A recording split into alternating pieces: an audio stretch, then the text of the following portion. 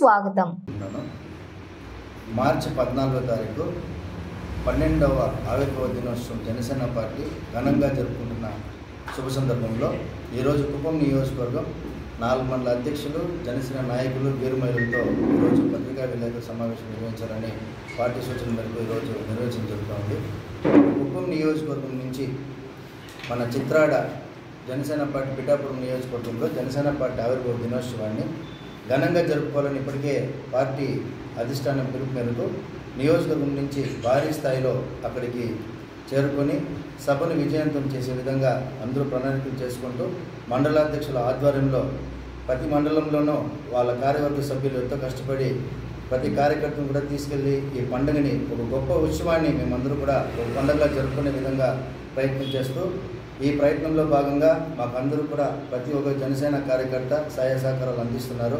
మా జిల్లా అధ్యక్షులు పసుపులేటి హరిప్రసాద్ గారు ఇప్పటికే చాలా వరకు జూమ్ కాల్ మీటింగ్స్ కానీ ప్రత్యక్షంగా పరోక్షంగా ఫోన్ ద్వారా మాకు అన్ని సూచనలు చేస్తూ మేము ఈ ఉత్సవాన్ని బాగా జరుపుకోవాలనే ఒక సదుద్దేశంతో మేము ఈరోజు పత్రికా ముఖంగా మేము కుప్పం నియోజకవర్గం ఉన్న ప్రజలందరూ కూడా వినియోగించుకోవడంగా జనసేన పార్టీ ఏ విధంగా అయితే ప్రజల పక్షాన మన ఉప ముఖ్యమంత్రి పవన్ కళ్యాణ్ గారు నిలబడుతున్నారు.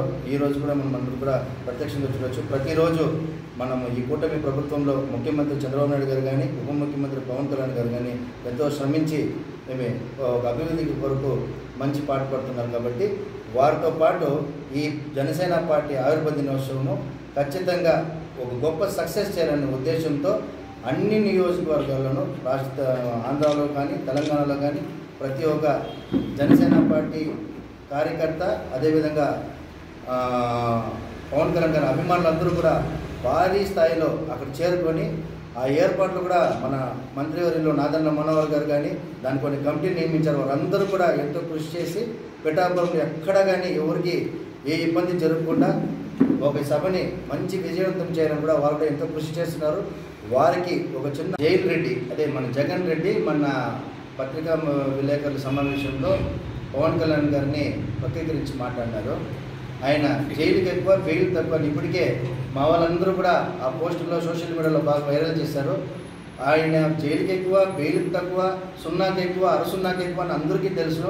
అది మతిస్థిమితం లేని మాటలు. అది ఈ ఓటమి ఆయన ఈ విధంగా ఈ మధ్య స్తంభించిపోయి బెంగళూరు ప్యాలెస్లో కూర్చోవడం ఏం చెప్పాలో ఏం చేయాలో అర్థం కాకుండా మాకు 21 స్థానాలకు 21 స్థానాలు స్ట్రైక్ రేట్ 100% స్ట్రైక్ రేట్ ఇండియాలోనే రికార్డు స్థాపించిన ఏకైక పార్టీ మా జనసేన పార్టీ. అదేవిధంగా మా పవన్ కళ్యాణ్ గారు ఏదైతే ఒక స్టేట్మెంట్ ఇస్తారో ఒక హామీ ఇస్తారో ఖచ్చితంగా హామీపై నిలబడే వ్యక్తి మా పవన్ కళ్యాణ్ గారు. మా పవన్ కళ్యాణ్ గారిని విమర్శించేంత స్థాయి ఆయన లేదు.